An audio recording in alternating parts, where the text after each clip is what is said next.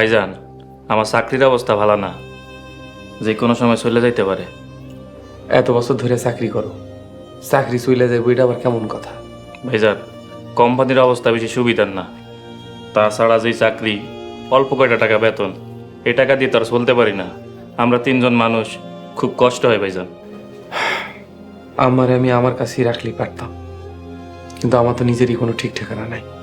আমার বাড়িটা খালিই পড়ে আছে, কিন্তু আমারও তো আমি ওখানে একলা রাখতে পারি না। ঠিক আছে, তুমি ব্যবসা করতে চাইলে করো, দোয়া করি উন্নতি করো, কিন্তু যা করবা বুঝে শুনে করো। ভাইজান, শুধু দোয়া দিলে তো হইব না, আপনার সাহায্য লাগবে। আমারে 2-3 লাখ টাকা দেন, আমি একটা ব্যবসা করি। একবারে দেওয়া লাগবে না, 1 বছরের মধ্যে ফেরত দিয়া দিব। না না, ব্যবসা করার কোনো দরকার নেই। যেমন আছি আলহামদুলিল্লাহ, খুব ভালো আছি।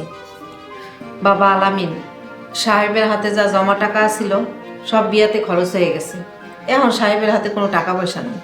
ভাইজান কত বড় বাড়িতে থাকে, সেদিন দেখলাম ভাবি 10-20 লাখ টাকা ভাইজানরে দিতে চাইতেছে ব্যবসা করার লেগে।